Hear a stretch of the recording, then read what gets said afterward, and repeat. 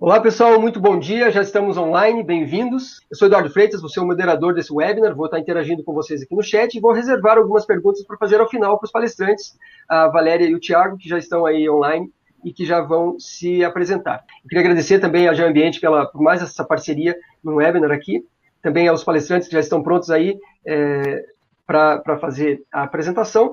E eu acho que é isso, pessoal. Então, mandem os recados, os comentários, as perguntas de vocês aqui pelo chat, que a gente vai interagindo por aqui. E, no final, eu volto na sessão de perguntas e respostas. Bem-vindos, Valéria, bem-vindo, Thiago. Agora é com vocês. Bom dia, Eduardo. Bom dia. Bom dia, obrigado pela apresentação.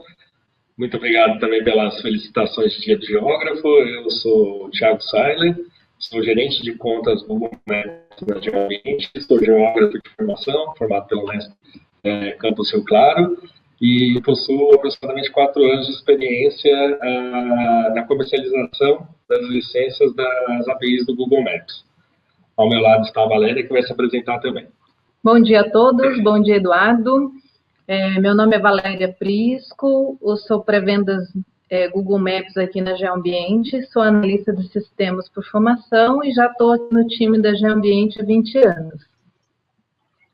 Muito obrigado.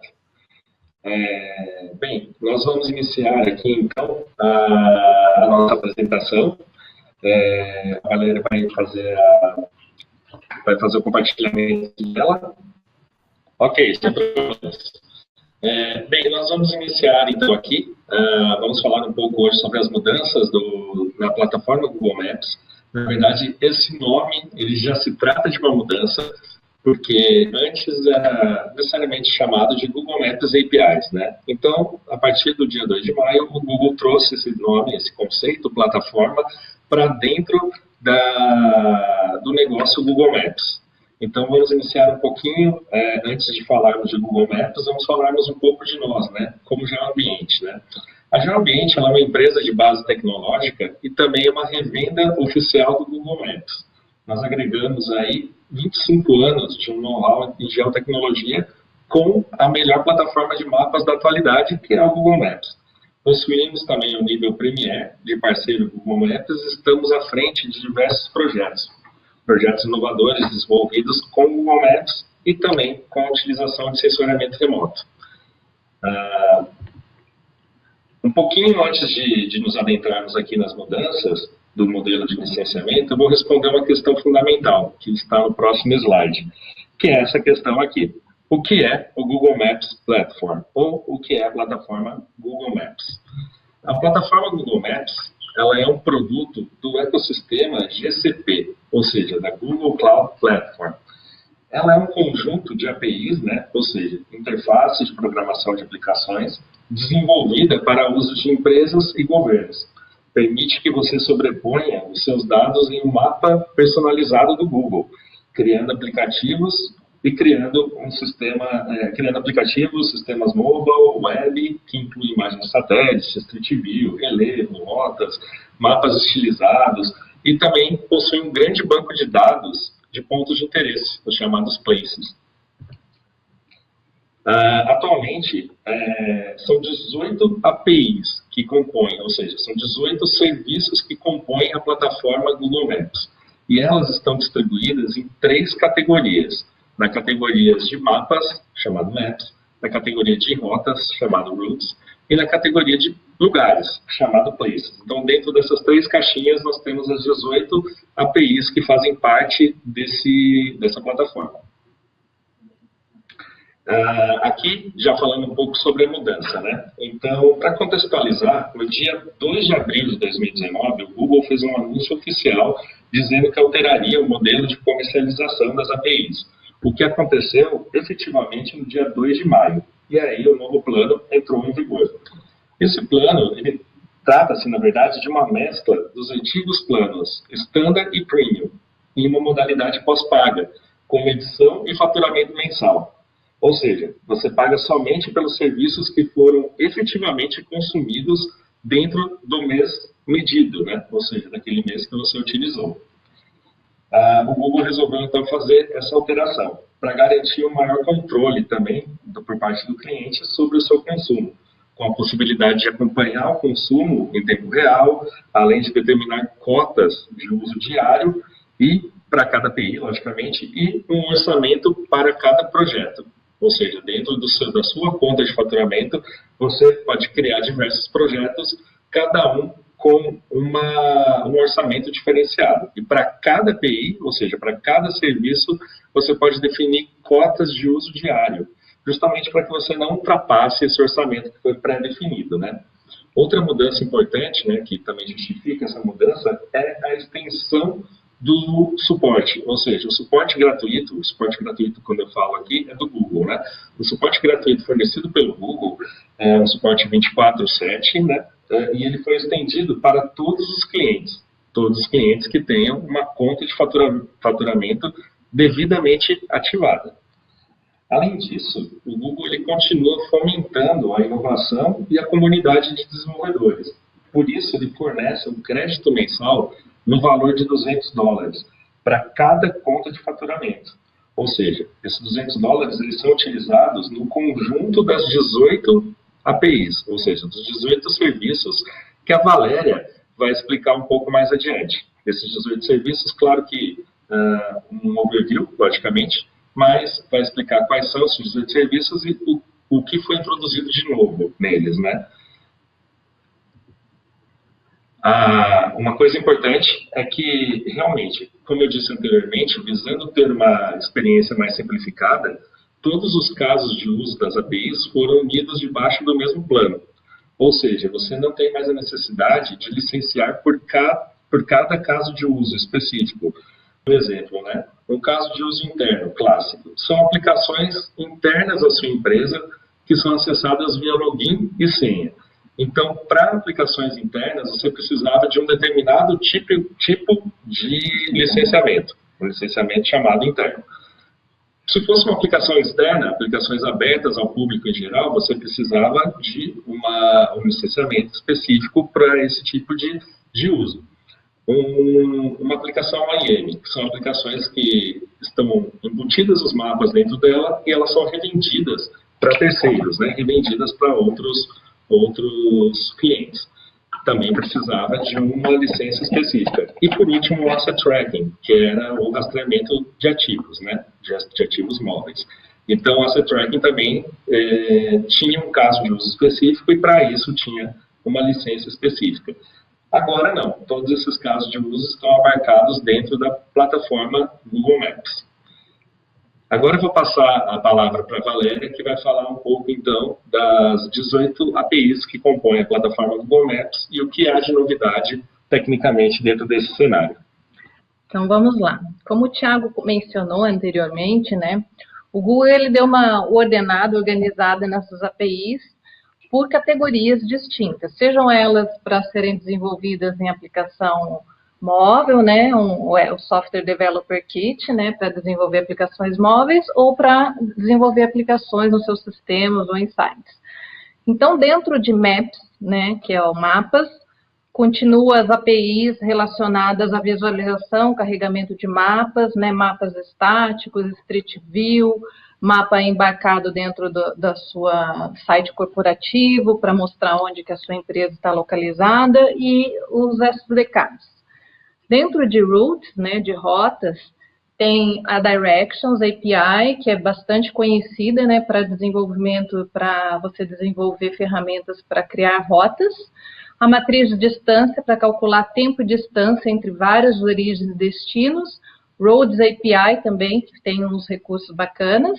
E a base de Places, que também tem as ferramentas para SDK e uma biblioteca bastante rica para você acessar estabelecimentos, né, locais.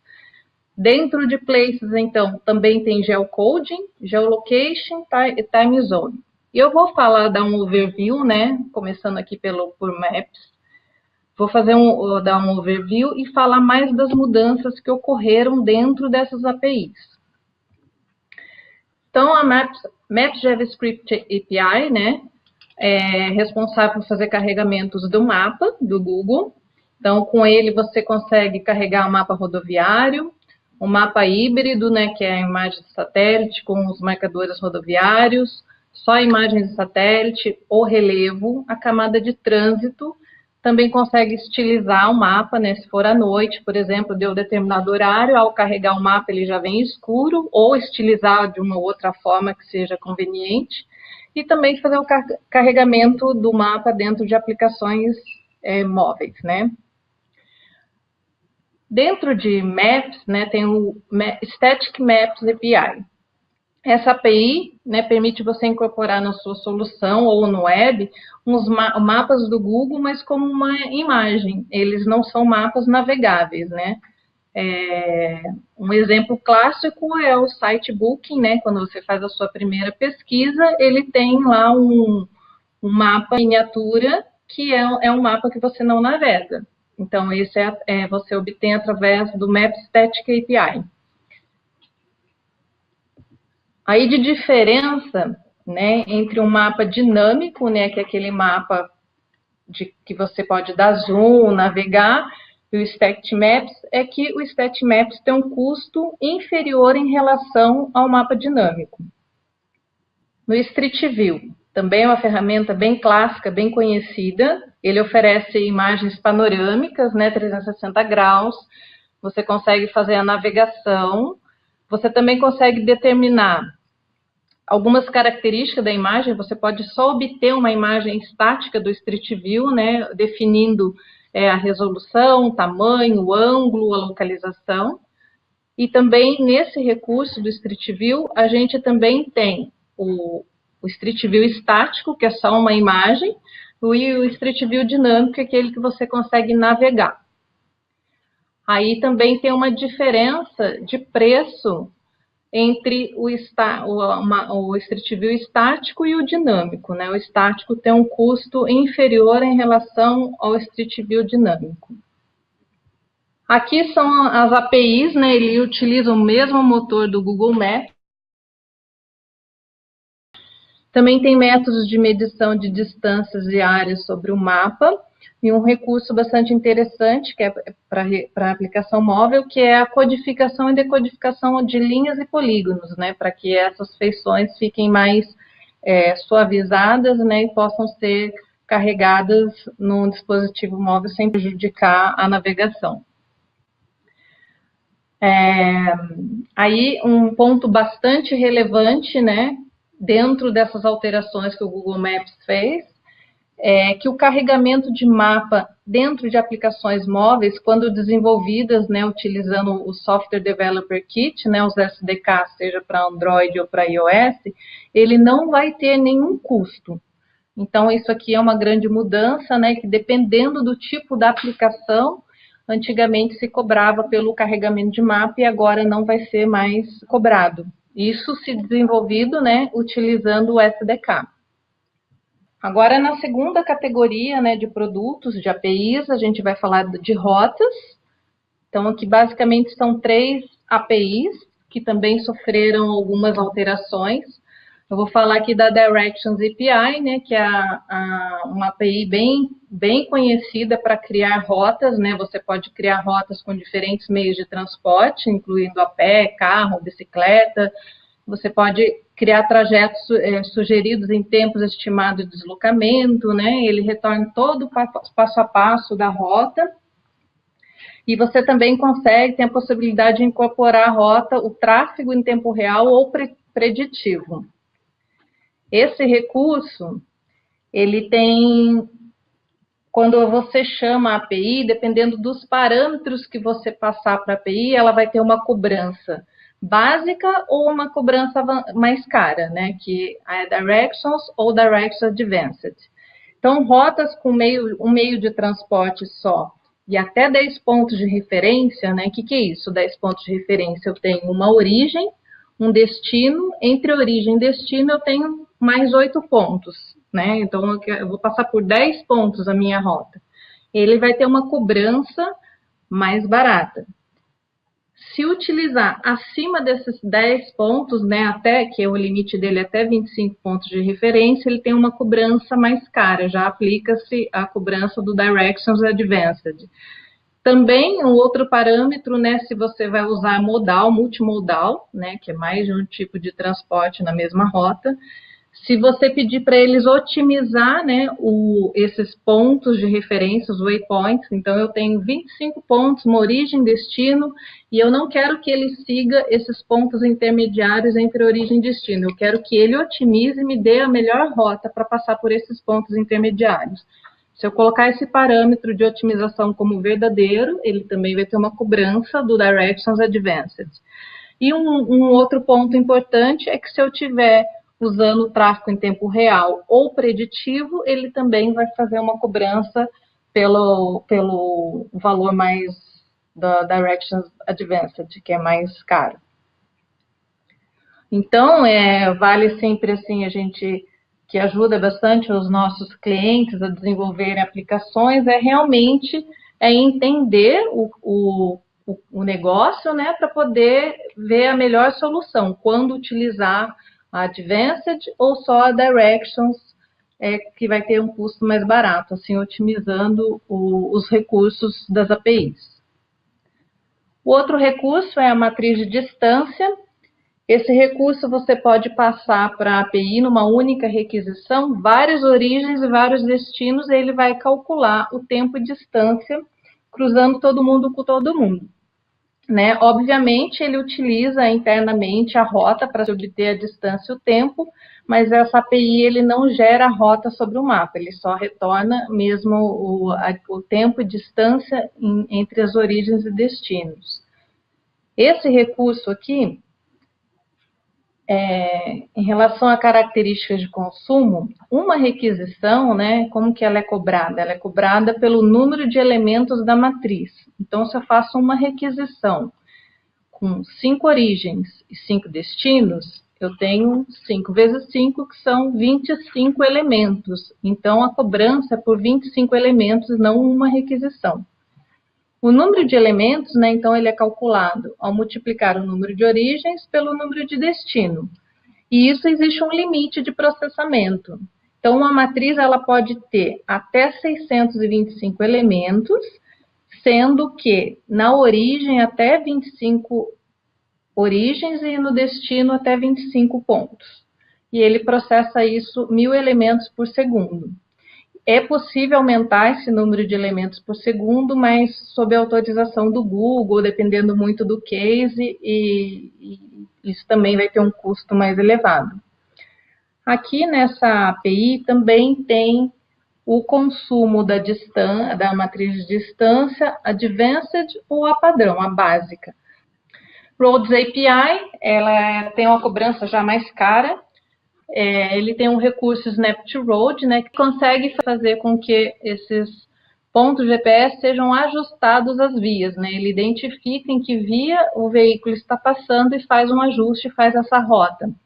Isso é um recurso interessante também, porque ele possibilita diminuir a frequência de obtenção de posições GPS, né, melhorando então o consumo de bateria dos dispositivos. Então, ao invés de eu coletar a coordenada a cada 2, 5 segundos, eu posso aumentar isso. Ao passar isso, a requisição para a API, ela consegue identificar em qual via o veículo passou e fazer a rota. Um outro recurso, né, que agora a gente vai entrar na parte de Places, que é a categoria Places, que é uma base de mais de 100 milhões de locais, né? Usuários podem descobrir vários lugares ao seu redor. Tem aquele recurso autocomplete, que o Google vai sugerindo endereços ou nome de estabelecimentos enquanto o usuário faz a digitação, né, na caixinha. E a facilidade de encontrar lugares em websites ou na sua aplicação website ou dispositivo, né, para Android ou iOS. E aí, os recursos, né, são os mesmos recursos em todas as plataformas, seja para Android, para iOS, para chamadas via web service, para a sua página na web. Aí, uma diferença agora de solicitação de places, né? Quando você faz uma solicitação, uma requisição de um local, agora você precisa determinar que tipo de informação você quer. Então, existe um parâmetro fields, onde você precisa especificar qual o parâmetro, que informação que você quer do estabelecimento que você está buscando. E isso, o Google dividiu em 3 categorias de cobrança, né? Ele tem o Basic, que é requisição só faturados pela taxa mais básica, o Contact, que é contato, né? E o Atmosphere, são faturados por taxas mais altas. Daí é bastante importante colocar aqui que se omitir esse parâmetro, se não for especificado o que o usuário quer, todos os parâmetros virão e será taxado pelo mais caro. A cobrança será pela taxa mais cara. Então, isso é uma grande diferença, né, que foi colocada dentro do Places, é a forma de buscar a informação. Aqui a gente tem, então, dentro de Basic, né, você consegue saber o local, né, o lat long do local, o título do estabelecimento, o endereço, o Place ID, que é uma identificação única para cada ponto localizado. Dentro de Contact, né, você tem o telefone, que hora que o estabelecimento está aberto, e o Atmosphere, que tem dados de classificação do estabelecimento. Então, basicamente, a maioria das pessoas faz a requisição pelo Basic, né, mas precisando de uma informação de contato, por exemplo, ou do Atmosphere, tem uma taxa um pouquinho mais cara. E aí também, cada categoria contém informações específicas, né, sobre os estabelecimentos. Os preços são cobrados por categorias e não por itens passados na requisição. Então, do Basic eu posso pegar todas as informações, ele só vai taxar uma vez só, né, ser taxado uma vez pelo valor mais básico. E aí, um pouquinho sobre como requisitar informações de places, né? Quais são as formas de obter os dados de place? Eu posso ter um Place ID, que é uma identificação única do local. O Address Autocomplete, né? Ele é taxado pelo número de caracteres digitado. E o Google criou mais 2 novos recursos dentro de Places, que é o Address Autocomplete with Session ID. Esse recurso, ele tem uma taxação mais barata também do que o Autocomplete, é um recurso novo e ele é cobrado por sessão. Então, quando o usuário começa a digitar, abre-se uma sessão e ele pode digitar a quantidade de caracteres que ele quiser, que vai ser taxado somente pelo tempo da sessão e não mais pelo número de caracteres digitados. E um outro recurso novo, que é o Find Place by Text, que você pode fazer a entrada de texto, né, telefone, você pode buscar um place através do número de telefone, o endereço ou o nome do estabelecimento e ele retorna um único local. Aí eu vou falar aqui um pouquinho, então, como requisitar informações do place, né? Então, o usuário, quando ele for fazer sua requisição, ele tem que definir o tipo de acesso, né, que função ele vai usar para acessar o place. Depois ele tem que informar, né, parametrizar dentro do Place Details, no campo Fields, se ele quer informações do básico, do Contact ou do Atmosphere. E se por acaso ele quiser fazer uma requisição de fotos sobre o estabelecimento, ele também pode buscar.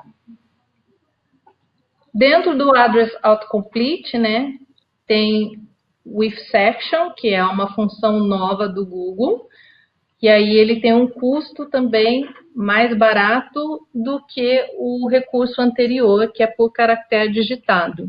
Então, a gente recomenda fortemente, né, todo mundo tem a implementação via Address Autocomplete, que é por caractere digitado, fazer a migração para o Address Autocomplete with Session.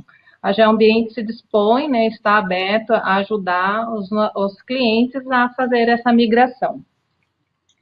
E aí o novo recurso, né, Find Place by Text versus um recurso que já existe, continua existindo, que é o Text Search. Também o Find Place by Text ele tem um custo reduzido em relação ao Text Search. Então, a gente também recomenda que se faça essa migração, né, ao invés de usar um recurso, usar o outro, caso quem queira, né, otimizar o consumo das APIs. E dentro do Place SDK também teve várias alterações, né? Eu vou falar um pouquinho do timeline, do tempo para fazer essa migração. E as principais mudanças foram que os SDKs de Places, né, para Android e iOS, fazem parte da oferta do Google Maps Platform, né? tem a cor do nível de serviço, e antes não tinha para todo mundo. Não há mais limites de consultas por dia, né? Está aberto. Tem os novos recursos, que é a máscara de filtro dentro do Place Details, o Autocomplete with Session ID que eu comentei, o Find Place by Text. O SDK do Google Places para Android não depende mais do ciclo de lançamento do Google Play Services, né? As correções das APIs não dependem da atualização do Android. E o Place Picker, que era para obter uma foto, né, do Place, não está mais disponível nos novos SDKs. E aí, quem tem muita coisa implementada usando o Place SDK, dependendo da função que utilizou, precisa fazer essa migração para o novo Place. O início, né, do período de migração é de 6 meses, começou em 29 de janeiro deste ano e tem um prazo limite de 29 de julho para fazer toda a migração. A GeoAmbiente já contactou seus clientes, né, está apoiando os clientes para fazer essa migração e quem precisar da nossa ajuda pode nos contactar. Você quer falar dos créditos? Não, na verdade, são créditos que foram oferecidos durante o período de migração, somente para alguns clientes qualificados, né, com base no consumo dos últimos 3 meses. Né? Então, esses créditos, chamados Transition Credits, foram cedidos a alguns clientes que tinham um consumo elevado, justamente para garantir a migração sem o risco de perda de acesso, né, antes do dia 29 de julho. Somente isso mesmo. Bom, outros recursos que não sofreram alterações, mas eu vou falar brevemente, né? O Geocode API é uma API que os usuários podem converter um endereço em latitude e longitude, ou vice-versa, né? Que é a geocodificação reversa. Não tem, em relação a preço, a forma de consumir a API, de requisitar, não teve nenhuma alteração. O Geolocation também não teve nenhuma alteração, né? Esse recurso ele permite localizar um dispositivo, seja um laptop, um celular, sem usar o GPS, né? Ele utiliza sinais de torres celulares, faz a triangulação ou pontos de acesso Wi-Fi. Ele retorna sempre um lat long e um raio de precisão em metros. Esse raio, quanto maior, quer dizer que a precisão é inferior. Quanto mais próximo do pontinho central, é que é mais preciso. E um outro recurso que também não teve nenhuma alteração foi o Time Zone API, onde o usuário, por exemplo, ele pode gerar uma rota de distâncias onde, sei lá, uma cidade a outra tem um fuso diferente, aí ele faz o cálculo considerando o fuso horário. Basicamente, a parte técnica é minha, agora eu passo a voz para o Thiago. Obrigado, Valéria. Nada. Nós vamos explorar agora rapidamente o site oficial da plataforma Google Maps. Eu quero mostrar 3 pontos em especial, justamente para que todos os nossos ouvintes, clientes ou não, né, possam ter acesso à documentação e à questão também da calculadora, para você ter uma noção, né, do seu consumo mensal. Então, eu vou parar o compartilhamento, eu vou fechar essa apresentação e partir para a tela do Google Maps. Então, na verdade, esse aqui é o site oficial da plataforma Google Maps. Aqui você tem um passo a passo de como ativar as primeiras APIs, como criar uma conta de faturamento, mas o que eu quero mostrar especificamente são as abas a seguir, né? Na aba Documentos, nós temos aqui a documentação oficial das APIs. Ou seja, nessa aba você vai encontrar exemplos de código, exemplos de modelos de chamadas, de string e tudo mais, para fazer a implementação dentro das suas aplicações e sistemas. Então, essa aqui se trata da documentação oficial da plataforma Google Maps, onde você pode fazer também a pesquisa aqui nessa caixinha de seleção. Uma outra informação importante é esse guia para usuários existentes. Eu vou clicar aqui e ele vai abrir esse guia. Ou seja, para todos os usuários que já utilizam a plataforma Google Maps, né, já utilizavam anteriormente as Google Maps APIs, quer seja no plano Premium, quer seja no plano Standard, você pode se guiar através desse guia, justamente para saber como será feita a migração. Esse guia nada mais é do que um resumo de todas as mudanças que a Valéria abordou aqui e também como que você faz para justamente implementar certas mudanças nas chamadas, né? Mudanças nos códigos, para você não correr o risco de ser sempre cobrado pelo mais caro, como o caso do Places. Aqui eu vou mostrar rapidamente só o nome antigo das APIs e o novo nome, né? Ou seja, você tem um novo nome para você se guiar, certamente, né? E aqui no fim da página você tem o nome os novos nomes dos produtos e a descrição. Ou seja, a descrição de que cada um desses serviços fazem, ou seja, cada uma dessas APIs é capaz de fazer. Então, você tem, nesse guia para usuários existentes, um guia bastante importante para essa migração que começou a ocorrer no dia 2 de maio. E, por fim, nós vamos entrar aqui na calculadora. Essa é uma calculadora fornecida pelo Google, onde você tem a opção, né, onde você pode simular consumos, né? O que a gente tem que ter em mente, né? O mindset ele tem que mudar para uma questão de consumo mensal, porque antes nós tínhamos a questão do consumo sempre baseada nas cotas diárias ou no consumo anualizado, né? Como era o caso do plano Premium. Porém, agora, dentro da plataforma Google Maps, nós temos que ter em mente a questão do consumo mensal. Então, dentro dessa calculadora, eu vou simular aqui um consumo, por exemplo, de Dynamic Maps, que nada mais é do que a famosa Maps JavaScript API, a abertura de mapa. Eu vou colocar um valor aqui de 400 mil.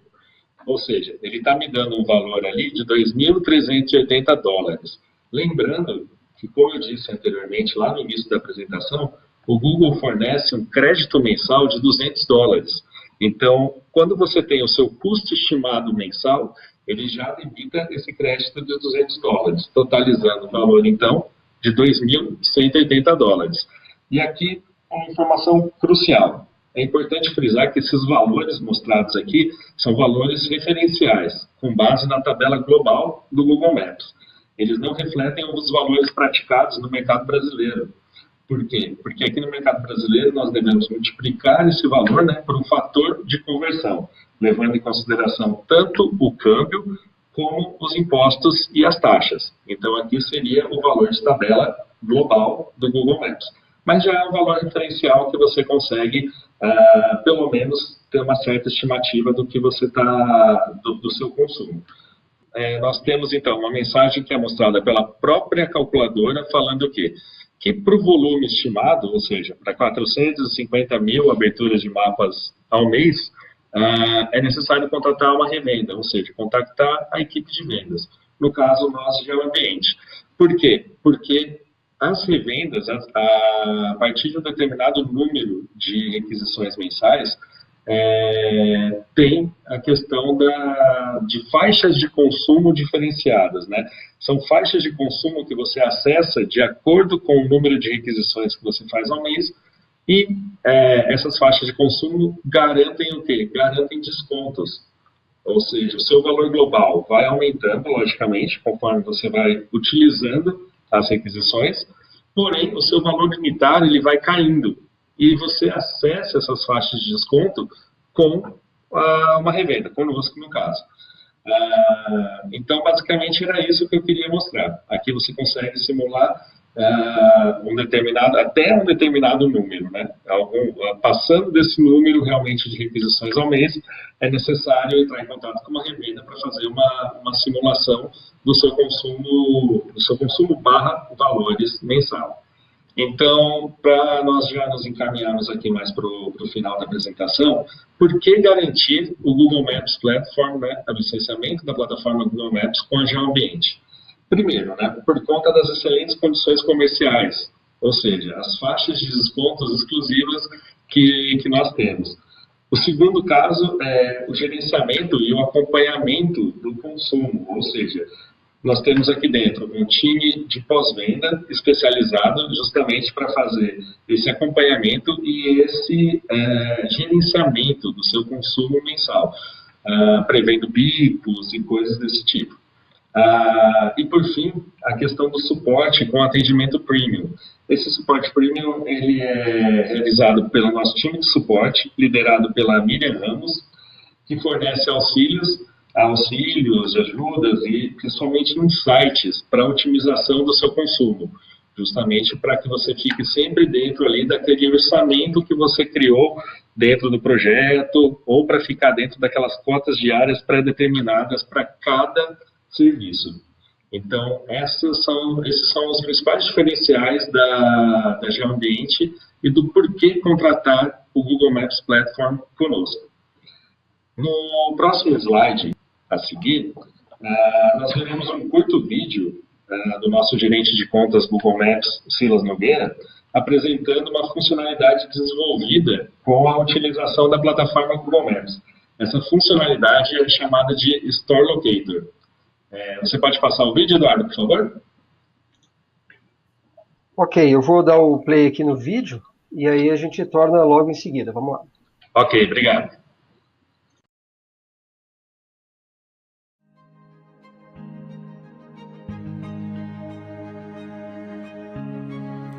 A plataforma do Google Maps é um produto do ecossistema Google Cloud, especializado em localização com informações ricas e precisas, cobertura global e que oferece várias funcionalidades em APIs de localização para infinitas possibilidades em suas aplicações e sistemas. Uma das aplicações mais populares e fundamentais é o Store Locator, que exibe localização de suas lojas e escritórios sobre o Google Maps, dentro de seu site institucional ou e-commerce. Aumento das vendas, divulgação de suas unidades, economia de tempo e dinheiro, e vários outros benefícios são obtidos quando se conta com Store Locator baseados na plataforma do Google Maps. Meu nome é Silas Nogueira, gerente de contas Google Maps da Geoambiente e estou à disposição para levarmos seus negócios ao sucesso.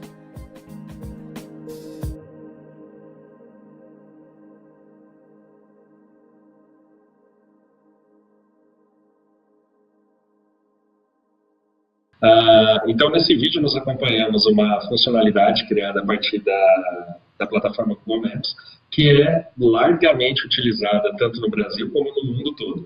E nós aqui na Geoambiente temos know-how justamente para auxiliá-los, somente às vezes só no licenciamento das APIs, mas também ajudá-los no desenvolvimento de aplicações como esta. Agora nós vamos abrir aqui para as questões. Se você puder fazê-las, eu e a Valéria estaremos aqui à disposição. Nós vamos abrir a câmera então, né? Isso, a gente pode abrir a câmera agora e a gente vai para as perguntas aqui. Tem bastante comentário, bastante pergunta também. Muita gente aqui dando os parabéns pela apresentação, agradecendo pela palestra. Deixa eu maximizar aqui a tela de vocês. Só um pouco. Ok, a câmera de vocês está maximizada e a gente vai para as perguntas. Então, vou tentar fazer cronologicamente, lá da mais antiga para a mais recente, que aí a gente consegue também fazer uma linha mais ou menos com a apresentação que vocês fizeram. Tem perguntas até básicas, assim, mas eu acho que é importante dar uma nivelada, né? A Cíntia perguntou lá no início, né, se vocês podem definir melhor o que é API e SDK. Vocês acabaram falando durante o webinar, mas eu acho que valeria a pena responder novamente. Tá certo, você quer falar, Valéria? Tá. SDK, na verdade, é um conjunto de recursos, né? A sigla significa Software Developer Kit, que é para você fazer o desenvolvimento de aplicações móveis. E APIs, né, são aplicações para você desenvolver, são recursos também, funções dentro do Google Maps, né? Então, já é o Code API, né? Uma função para você, por exemplo, pegar um endereço e transformá-lo ele num latlong. Então, eu digito lá, Avenida Cassiano Ricardo, 1411. O Google acha isso na base, converte isso num latlong. Então, isso daí é uma API chamada Geocoding, por exemplo, né? Uma aplicação para você desenvolver um sistema, uma página web com recursos do Google Maps. A sigla API, é uma sigla em inglês também, que significa, traduzindo, né, uma interface de programação de aplicações. Ou seja, é um conjunto de códigos ali onde você coloca os seus parâmetros e faz umas chamadas, justamente umas chamadas, quando a gente faz chamadas, né, requisições ao servidor do Google, querendo obter uma resposta. Em formato de mapa, em formato de rota, em formato de latitude e longitude. Então, ela nada mais é do que uma interface para você conversar com o servidor do Google para obter uma resposta em um determinado formato, né? Ok, está respondida aí a Cíntia, e acredito que mais pessoas que talvez não soubessem com mais detalhes o que significa, né, API e SDK. Obrigado aí, Valéria e Thiago. A gente volta aqui para as perguntas.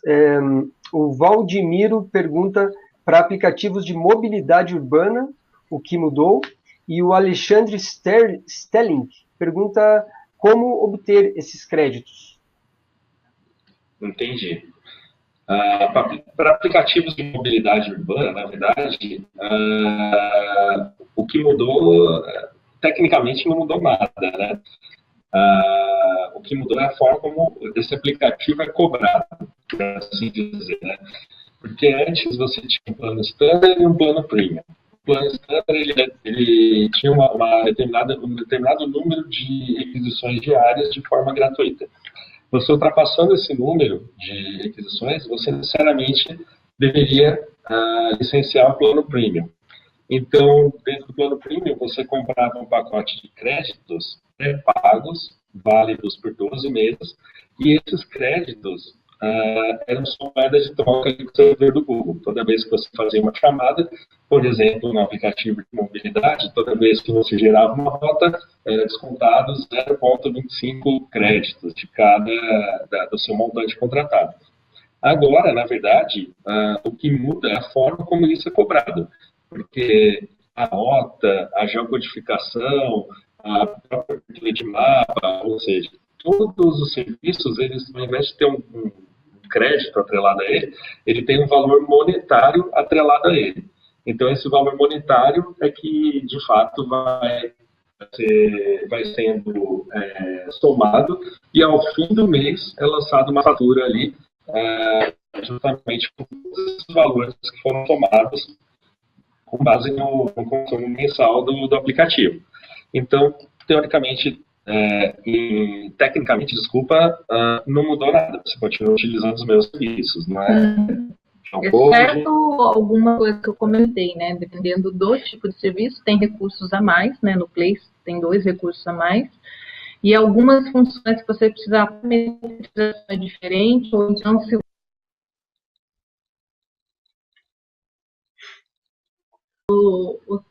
a rota considerando o trânsito em tempo real, aí ele vai ser taxado, né, cobrado um pouco mais caro, mas a forma de chamar a função não mudou. Exato. Existe essa questão da parametrização.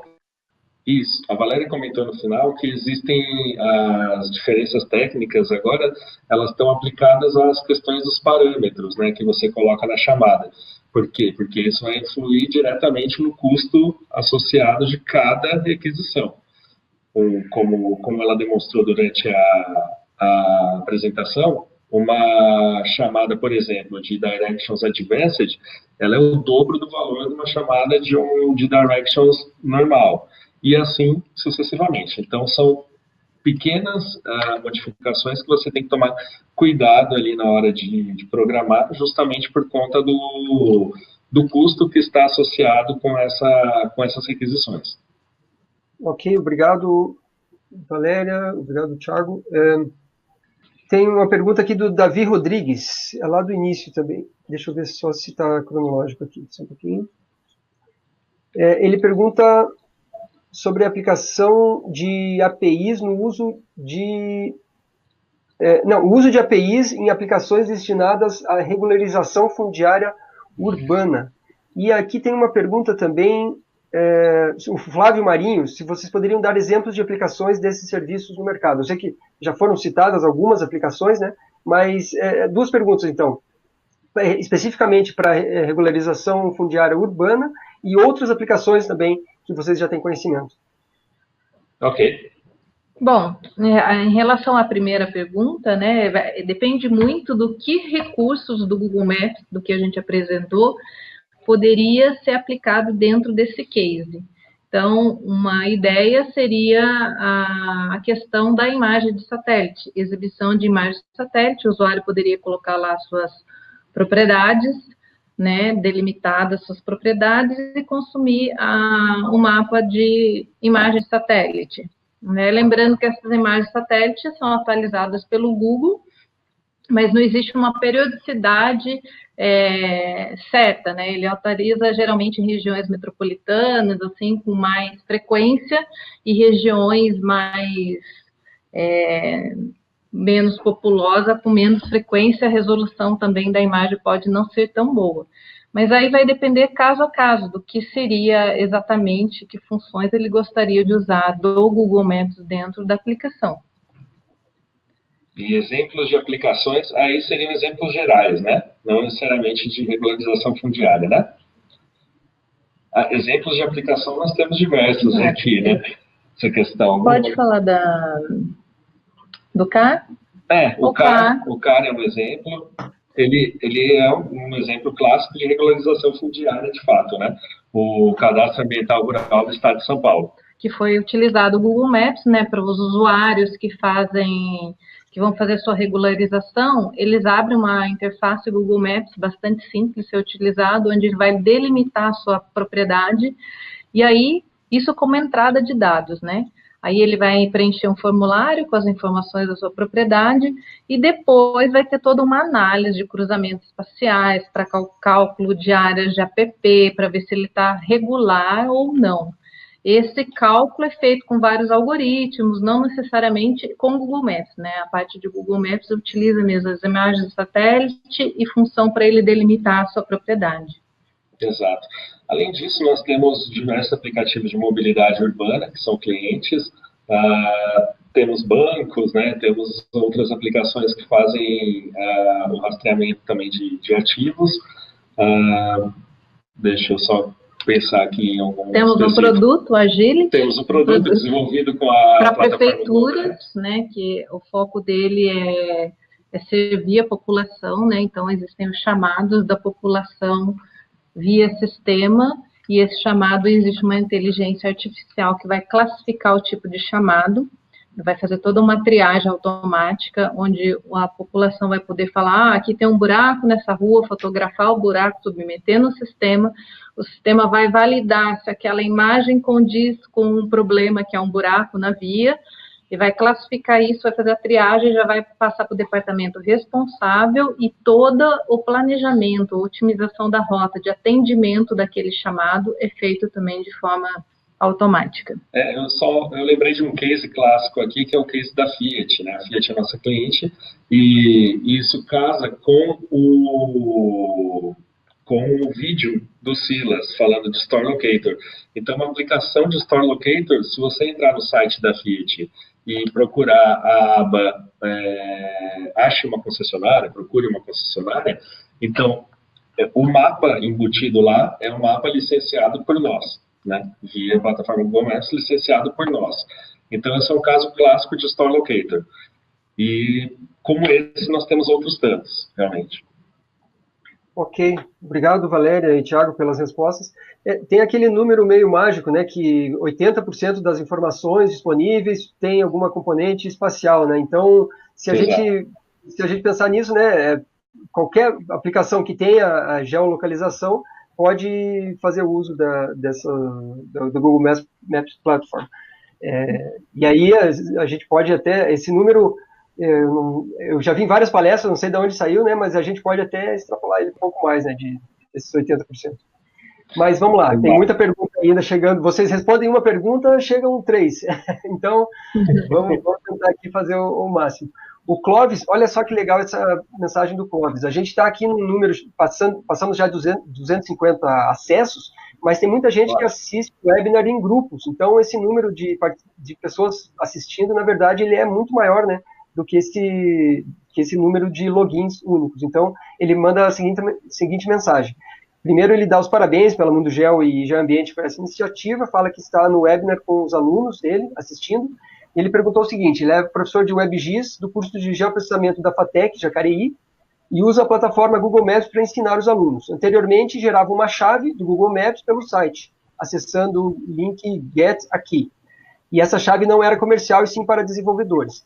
E a essa chave não era vinculado um cartão de crédito. Ele utiliza essa chave para as atividades em sala de aula e pergunta se essa chave antiga, no modelo antigo, continuará funcionando. Ótima pergunta. Essa é uma pergunta bastante especial, porque realmente vai de encontro a um dos propósitos das mudanças. Primeiro, né, a questão da obtenção da chave, ela se tornou obrigatória no passado, em 2018. Então, todos as aplicações, todos os clientes que vinham utilizando o Google Maps sem chave, já começaram a cair. Na verdade, quase todos já caíram. Necessariamente, eles tiveram que criar uma chave. Agora, na mudança para a plataforma Google Maps, nós passamos para um novo patamar, que é a conta de faturamento atrelada a essa chave. Ou seja, toda chave ela está vinculada a um projeto que está vinculado a uma conta de faturamento. Então, essa conta de faturamento, necessariamente, ela vai ter que ter uma opção de pagamento. Então, essa opção de pagamento, ela pode ser o cartão de crédito pessoal da pessoa, ou o cartão de crédito corporativo, ou a opção de pagamento via parceiro, no caso, via Geoambiente, onde você, ao invés de você necessariamente colocar um cartão de crédito, você é faturado mensalmente com um boleto, como se fosse uma conta de luz, por exemplo. Então, a resposta para o Clóvis é sim. Em certo momento, essa chave vai parar de funcionar por conta da inexistência da conta de faturamento ativada. Então, ele vai ter dois caminhos nesse caso.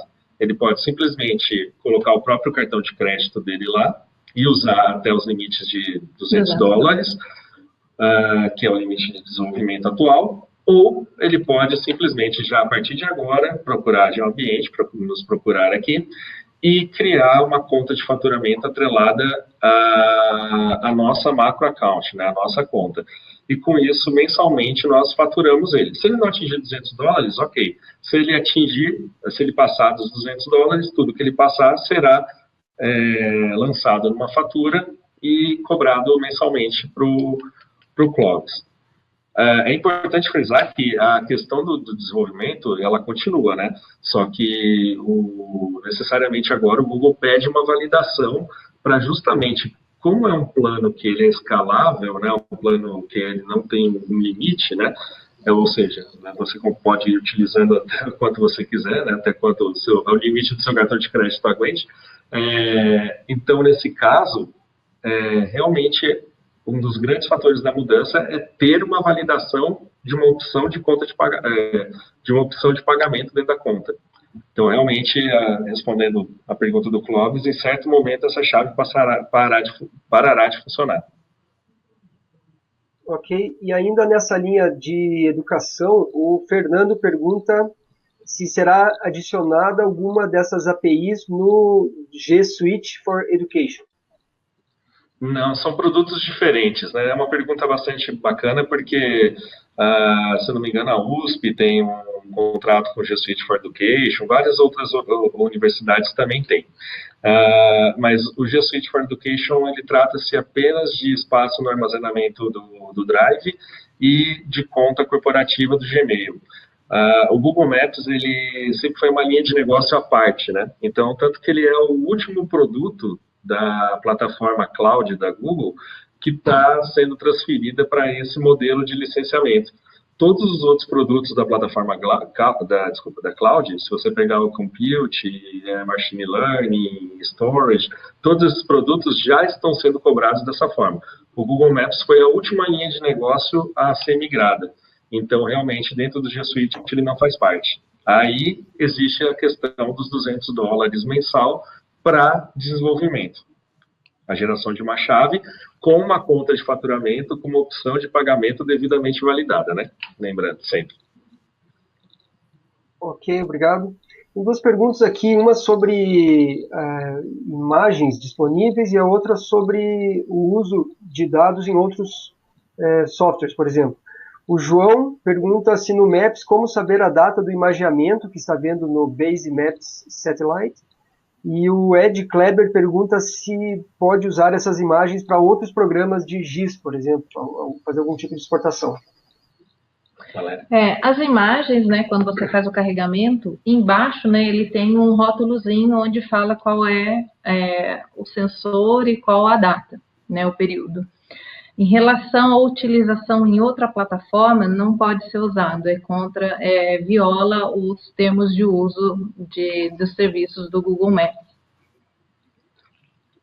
Ok, obrigado. Tá certo, desculpa. Não, pode complementar, desculpa. Eu ia complementar. Existe realmente, dentro dos termos de uso, existem alguns itens dizendo claramente o fato de você criar aplicações híbridas, né? Por exemplo, utilizando o serviço do Google Maps, porém exibindo em outro mapa. E justamente essa questão de utilizar um produto do Google Maps, que são as imagens de satélite, em outro mapa, né, ou em outra plataforma disso. Exato, isso acaba sendo realmente uma violação. Exato. Ok, obrigado aí pelos esclarecimentos. Seguindo aqui nas nossas perguntas, o Clóvis complementou com mais uma questão, que é a seguinte: se existe algum tipo de licenciamento focado para instituições de ensino pública, incentivando a utilização da plataforma por estudantes. Entendo. Essa é uma pergunta sempre bastante recorrente, porque muitas instituições, de fato, utilizam o Google Maps dessa forma. Infelizmente, não existe, né? Existe o que existe para todos os outros desenvolvedores, que é a questão dos $200 de crédito mensal. Então, antes da mudança, existia uma cota gratuita diária de número de requisições dentro do plano standard. E era essa mesma cota que, por exemplo, o Clóvis e outras instituições usavam. Agora, realmente, essa cota ela migrou para esses $200 mensais dentro da plataforma. Aqui no Brasil, especificamente, não existe nenhum programa de incentivo do Google Maps nesse sentido educacional. Se eu não me engano, nos Estados Unidos até pode existir, mas aqui no Brasil realmente não existe. Ok, obrigado. Tem uma pergunta aqui do Flávio Nascimento: qual o caminho para a aplicação buscar places por tabela? E nesse caso, se é estendida como ou por quantos itens tiver tabela, para simular na calculadora? Não sei se eu entendi direito a pergunta, mas vocês têm acesso aí também ao texto. Eu vou pedir o seguinte, se o Flávio puder me mandar novamente, destrinchar melhor a pergunta aí, acho que vai ser mais fácil. E tem duas perguntas do Helder aqui. Primeiro, para clientes com pouco consumo que não ultrapassam o crédito de $200. Se o melhor caminho é fazer diretamente contrato com a Google. E ele pergunta se o antigo plano Premium permitia que utilizasse aplicações internas. Na verdade, ele está afirmando isso. Se ele não tem mais o plano Premium e a aplicação é interna, se conta da mesma forma com o crédito recorrente de $200. Conseguiram pegar aí? Uhum. Sim. Valéria, você responde sobre o Place? Sobre o Place, eu estou imaginando, né, que o Place existem muitas funções para se obter as informações, né? E aí, dependendo da função que se usa, ele vai ter uma taxação, uma cobrança. E é por requisição. Então, eu estou imaginando isso, né? Se a gente abrir a calculadora aqui, a gente vai ver que o Place, ele tem vários serviços. Então, eu posso obter, um dele é o Place Details, eu posso fazer aquela função de autocomplete, né? Que é colocar lá, a hora que eu estiver digitando o endereço, ele vai sugerir o estabelecimento ou o local. E aí, existem duas formas de fazer essa busca, que é ou contabilizar por cada caractere digitado ou por seção, que ele abre a seção e, independente da quantidade de caractere, eu sou cobrada. A função de buscar um places por um texto, por exemplo, hospitais, Vila Madalena, ou então restaurantes de comida japonesa. Então, é uma forma de se buscar informações do place, então, uma função lá dentro. Então, na verdade, o que a gente ajuda os clientes é como seria essa aplicação, e a gente faz a estimativa desse consumo, uma simulação da estimativa desse consumo. A gente usa a calculadora, né, para reconhecer quais serviços realmente o cliente precisa usar dentro do Place. Não sei se eu respondi a questão, mas eu estou imaginando que seja isso, porque o Place ele tem muitas funções para você buscar as informações. E aí, cada uma tem uma cobrança. Ok, obrigado. E sobre a dúvida do Helder, né? isso, a questão dos créditos, né? Isso mesmo. Na verdade, o plano premium, ele necessariamente, quando você contratava o plano premium, você tinha que especificar se a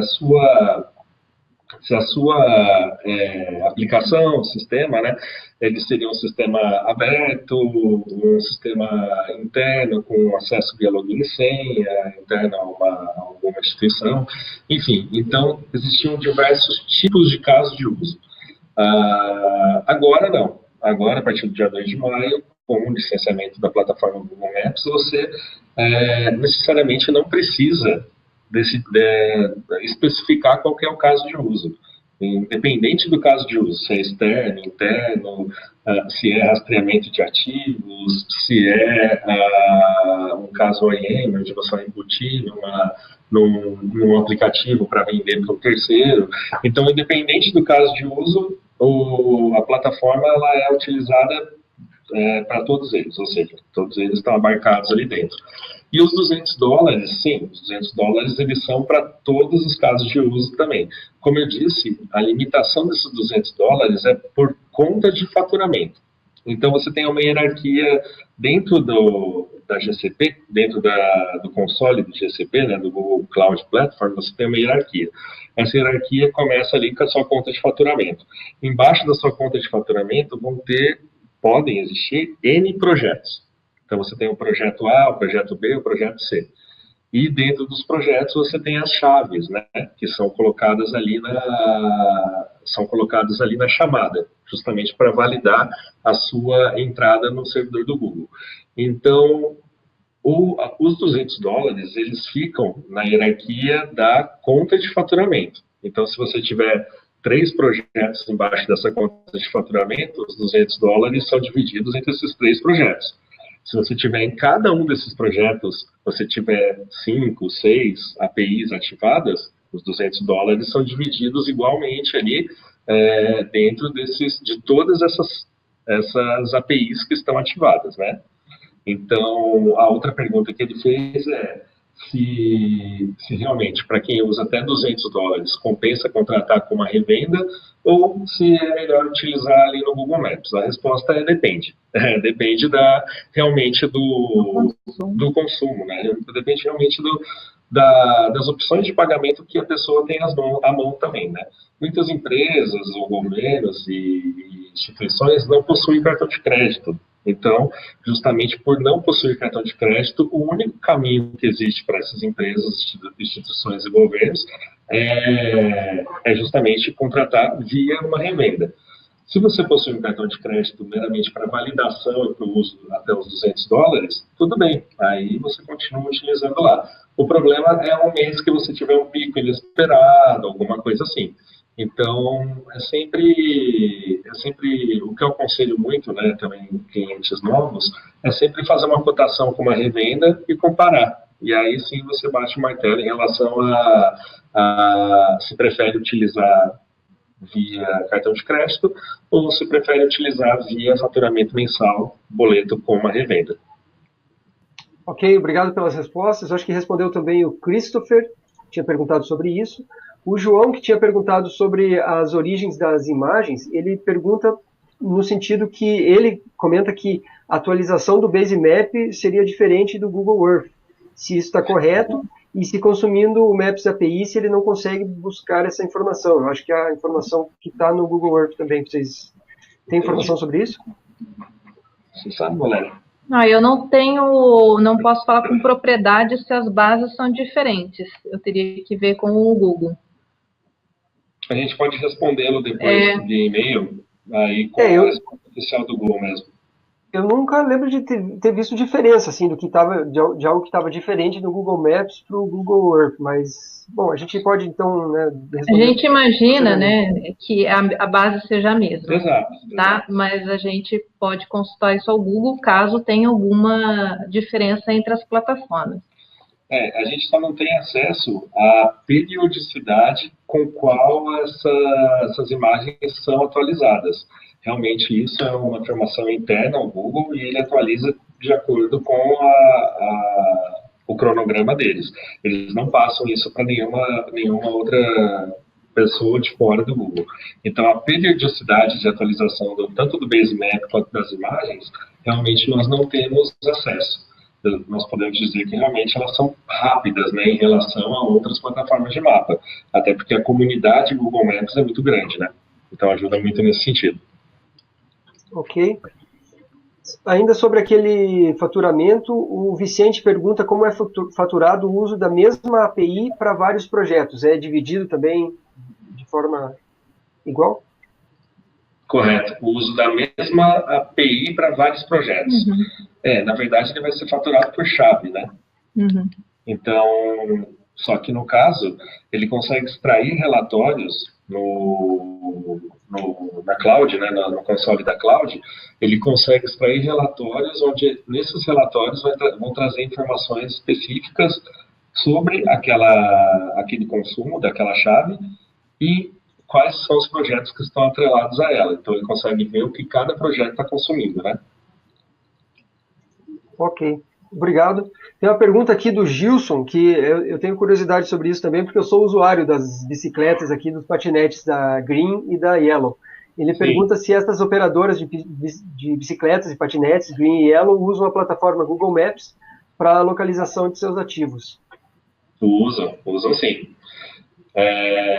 Tecnicamente, realmente, nós não sabemos como eles desenvolveram, porque não são nossos clientes, mas utilizam sim. Eles utilizam, basicamente, a abertura do mapa, a localização dos ativos, que nada mais é do que a latitude e longitude deles, que eles puxam através de um banco de dados e exibem isso no mapa. E também, no caso, eu não sei ao certo se esses tipos de aplicativos geram rotas, né?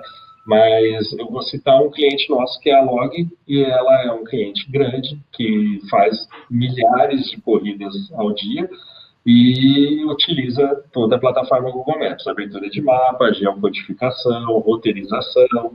Então tem até a questão do acompanhamento em tempo real, né? Que é chamado de Real-Time Database, utilizando a própria construção da arquitetura do Google, né? Então, a Log é um exemplo clássico de como você pode utilizar o Google Maps numa aplicação altamente rentável, né? Ok. Pessoal, a gente está quase terminando aqui as perguntas. Eu queria fazer aqui uma última do Niviton. Ele pergunta se para um sistema usado por vários clientes, qual a melhor opção? Uma conta para cada cliente ou uma para todos e cada cliente em um projeto? Tá. Essa pergunta é interessante, realmente. O que acontece é que, realmente, o cliente ele vai ter o cliente nosso, né? Vamos supor que o Niviton fosse nosso cliente. Então, a partir desse momento, ele terá uma conta só. Vai ser a conta da empresa dele. E, no caso, para cada cliente dele, ele tem a opção, logicamente, de criar projetos diferentes. Então, se ele criar projetos diferentes para cada cliente dele, ele vai conseguir fazer o quê? Vai conseguir fazer uma cobrança diferenciada para cada cliente dele, baseada no consumo de cada projeto. Então, aquela hierarquia que eu estava comentando é isso, né? Você tem a macro account, que é geoambiente. Logo abaixo, nós teremos uma série de outras contas, que são cada um dos nossos clientes. Dentro dessa conta do cliente, ele pode criar N projetos.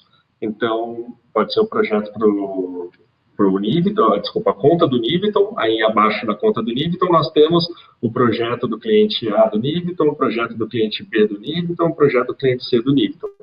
E aí ele consegue, a partir disso, extrair relatórios do que cada projeto consome e cobrar os seus clientes de acordo com o que ele está consumindo de fato.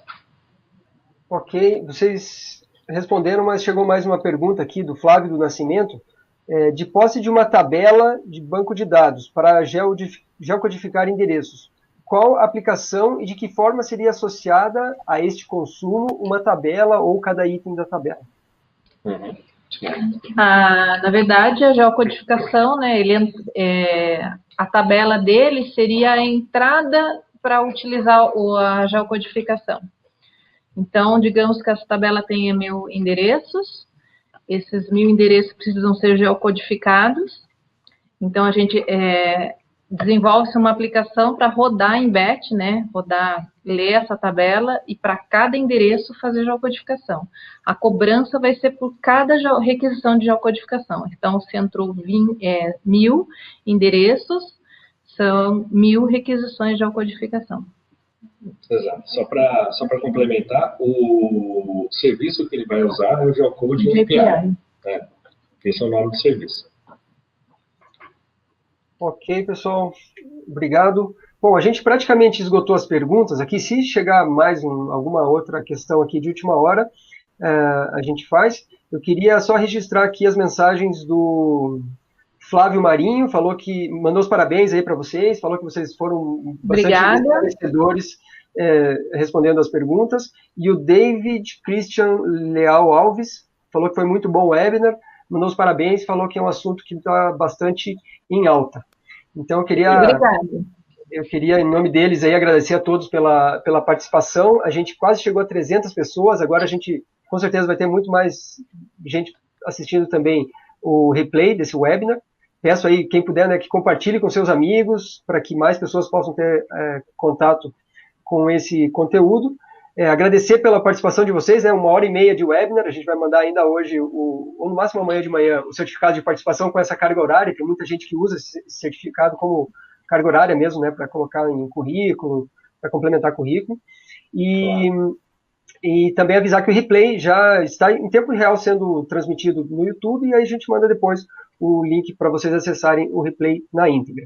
Agradecer também a Geambiente pela parceria aí, por mais esse webinar de sucesso. Agradecer Valéria e Thiago aí pelo tempo de vocês, né, para fazer sessão de teste, preparar a apresentação, fazer a palestra, responderem as perguntas aí, sempre muito atenciosos aí, a gente praticamente esgotou as perguntas. Também a equipe de suporte, o Guilherme, aqui na Mundo Geo, a Marina e o Silas, né, que está na Geambiente também, obrigado aí pelo apoio.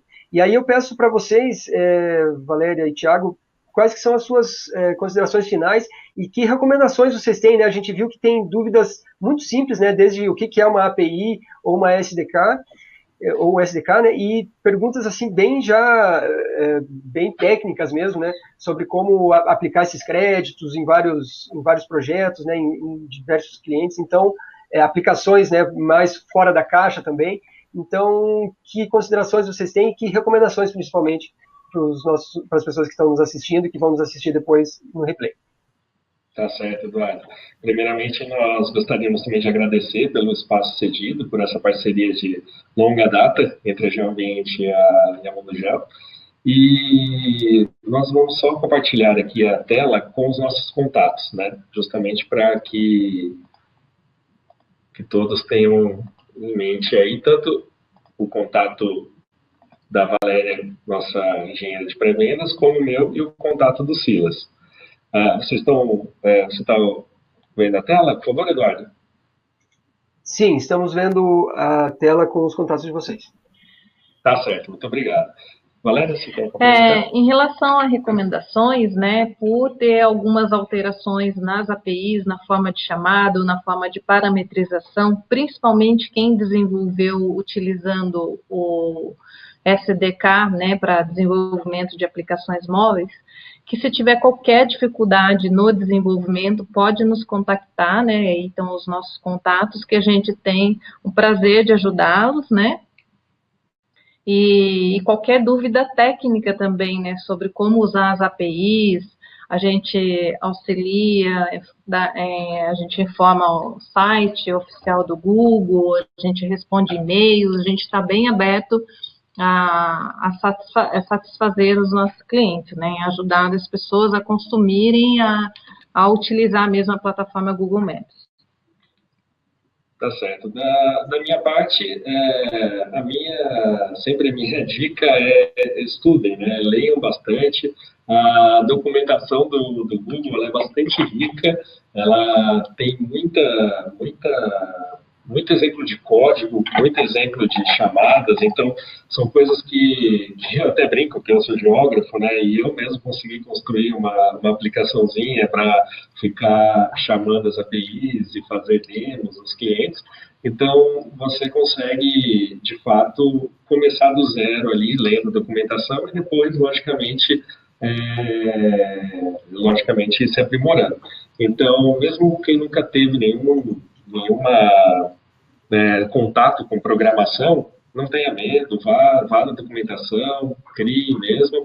E essa mudança do Google ela vem justamente para isso, para abarcar mais clientes que muitas vezes barravam nos limites ali do plano standard e não tinham recursos financeiros suficientes para contratação do plano premium. Então, como o Google conta, né, como o Google nos diz, nós estamos pegando a cauda longa, né, do cometa, ou seja, estamos pegando todos aqueles clientes que de fato ficavam de fora. Então, todos estão sempre mais do que convidados a participar da comunidade Google Maps, desenvolver.